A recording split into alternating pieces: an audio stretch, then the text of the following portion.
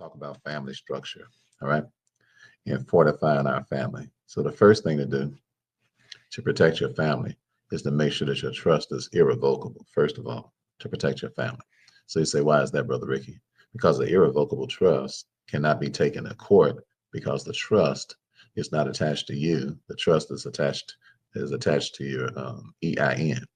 So that's the first reason why. That's the first reason why people are in court. They're in court because their trusts are attached to them. So it doesn't matter if you got a trust that's got layers and layers and layers that you put it into a holding company and you put it in here and you put it in there. By the time all that's all said and done, the bottom line is that that trust can still go to court. The reason it can go to court is because it's attached to you. It's attached to a dead person, and dead people can be summoned to court. That's what court means. It means a summons, and you can only be summoned to something if you're dead, right? So in order for you to come up from out the dead, that means that you have to have a trust that's irrevocable and that's not attached to you. That way it can never be taken to court. Secondly, if it's irrevocable, nobody can change what you want after you're dead. All right. So you said, Ricky, why you be talking about death and stuff so much? It's because until you start dealing with death, you're not dealing with life. All right, listen to me. Are you hear what I'm telling you? Once you start dealing with death, that means that you're dealing with life because you're dealing with mortality. And when you start dealing with mortality, God starts blessing you with immortality. You mean, what do you mean? When you start paying attention to what's going on when you're not here, God starts paying attention to what's going on while you're here, because God ain't paying no attention to a person that's not paying no attention to their future. So the first step in setting up a trust is fortify your family. You say, why? How do you do that? You do that because you have an irrevocable trust. So irrevocable trust can't be taken to court. You say, why? Because it's not you, it's the trust. I mean, it's really not you. Now you hear people say that.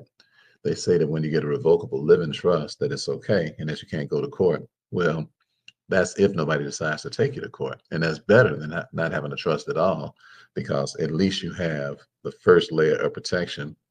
At least it's not a will. At least it doesn't just automatically go to probate court when you have a revocable trust. However, somebody can contest that trust. And if they contest that trust, it will go to court because it's still attached to you. And it doesn't matter about the fact that you got some layers of stuff around it. That's better than not having anything. It's better than not doing nothing. But if you really want to be untouchable, like the Elliot Ness, then you don't want anything attached to you. All right. So put NA in the chat, and that means no attachment. All right. Everybody put NA in the chat. All right. NA, put the letters NA in the chat so I can teach you. All right. You need to be taught. Okay. You don't understand these things. All right. And this is why your stuff is not set up right. It's not structured correctly. Okay. So NA, you don't want no attachment to you. None. Zero. Nowhere in the world anybody can attach anything to you. All right. You work too hard for your money. Your grandmama worked too hard. Your granddaddy worked too hard. Your great grandfolks worked too hard. You finally got some money. You finally done broke through after 500 years of being here and getting pimp slapped and everybody dogging our folks and our parents and our relatives, and everybody came. It's finally our turn. I mean, we're finally up to bat.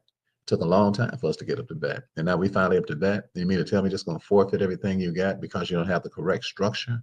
No. We're not going to do that. We don't be attached to nothing. Everybody put NA. All right. When you got an attachment to a social security number, people can take you to court. Why? Because that's why you're dead. The social was created to create you and turn you into a corpse. That's what your mother signed when she signed your birth certificate. She signed you over to become a corpse. What? A corporation. And you're operating as a corporation. That's why your driver license has all capital letters on it. That's why your marriage license has all capital letters on it. That's why every time you do anything that they want to do cash in on your Access Care account, it's based on those all capital letters that you have. And the only way to separate yourself from that stuff in the commerce is to operate upon the trust, irrevocable trust. And then what? You have no attachment to that slavery. All right, y'all got that? Everybody got no attachment. All right. So now that you have an irrevocable trust, and now that you have an EIN that's separated you, and now that you're operating as a separate person from the person that they created, now you can go to work. Okay, so the first thing you want to do is you want to get a co-trustee. So everybody put CT in the chat. This is how you structure a family trust. Get a co-trustee. All right. You know what? Shantae, my wife, she went on a trip with her friends, and one of her friends works in the trust department with Charles Schwab, and they pass out millions and millions and millions and millions of dollars to families. Well, they have millions of dollars, I should say, in their coffers from people who have passed away, and they don't even have a beneficiary, let alone a co-trustee to the people. I'm amazed at people who are walking around on earth like they are immortal, like they're not going to die. I'm like, you don't have one person you trust. That's why they call it a trustee, because you trust them. You don't have one person that you trust. You don't have one person that you want to do business with. You don't have one person out of all the people on the whole face of the earth, out of billions of people on the face of the earth. You are so narcissistic and selfish and so messed up in your head until you don't think there's nobody else on the whole planet that's got no sense other than you. That is not true. All right. When God was dealing with Elijah and Elijah was running from Jezebel, Elijah was in a cave. And God said, "What you doing down here?" He said, "I'm the last of the Mohegans. I'm the only person left that's got some sense." God said, "I got 7,000 people who ain't bowed to Baal." Everybody put 7,000 in the chat. Put 7K in the chat. I want you to know, if God got 7,000 people who ain't bowed to Baal, he got one person that can be your co-trustee. Everybody put 7K in the chat. All right. I'm teaching y'all trust structure today. Number one, make sure that you fortify your family. And if you're going to fortify your family, you have to have a co-trustee. It makes no sense. God said, "I got 7,000 who haven't bowed to Baal." There's somebody that got some sense. You say, "Well, they might not be in my immediate family." That could be true. They might not be in your immediate family, but you have somebody who can be your co-trustee. You say, "Well, what'll happen if I don't have it?" What's going to happen if you don't have it is that trustees are going to be appointed for you. And that means that what?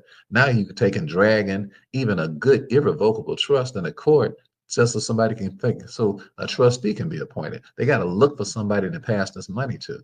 All right. And that stuff is handled in court. So you don't want to do that. All right. You don't want to do that. You got a trust that nobody can pierce. Why? Because it's irrevocable. It's not tied to you. It's tied to your what? Your tax-free EIN that ain't what? Up under the bondage of a Social Security number.